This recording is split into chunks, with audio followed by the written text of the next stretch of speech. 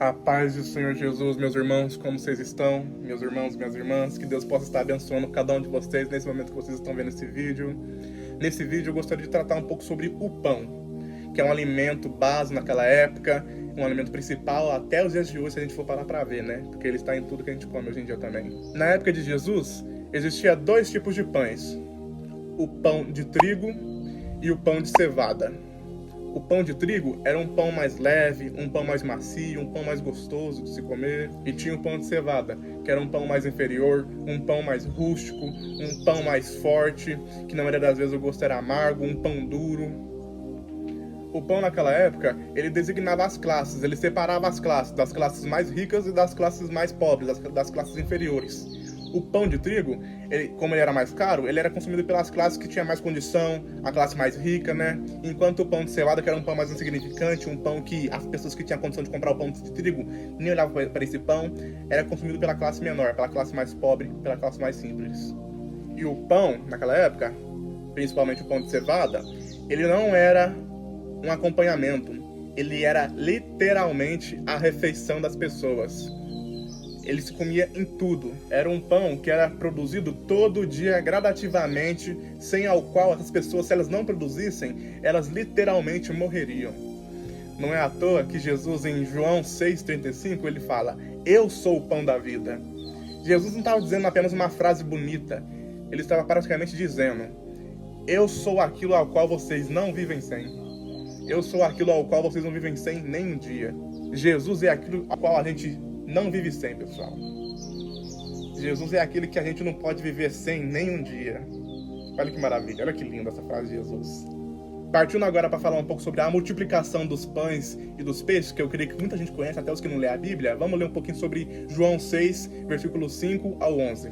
Então Jesus, levantando os seus olhos e vendo que uma grande multidão vinha até ele, disse a Filipe: "Onde nós compraremos pão para que estes possam comer?" Mas dizia isso para pôr à prova, porque ele bem sabia o que ia fazer.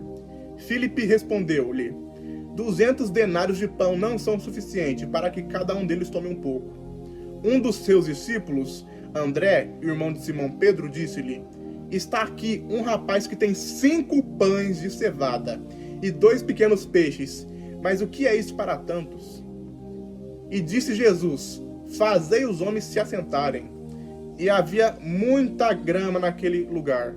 Assim os homens se sentaram, em número de aproximadamente 5.000.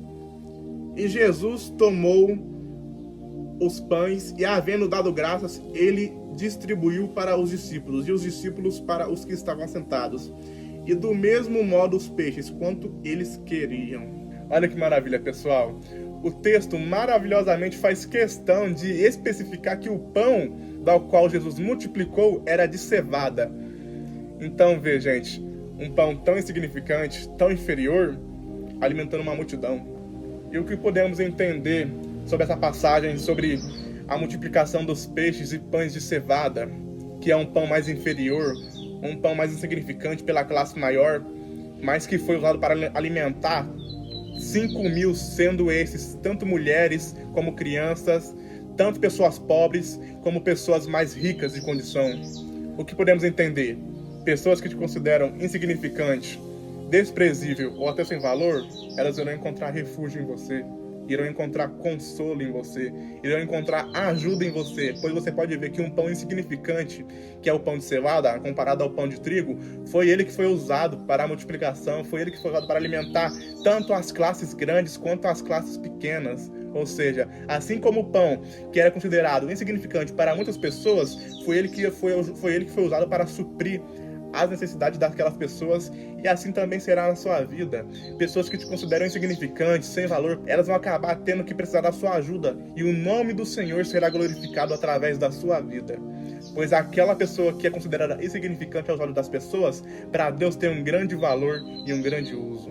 Então eu espero que essa mensagem tenha ido de encontro com você, com o seu coração nesse momento, e que você possa ter um ótimo dia, ou uma ótima tarde, ou uma ótima noite, e que Deus te guarde, em nome do Senhor Jesus.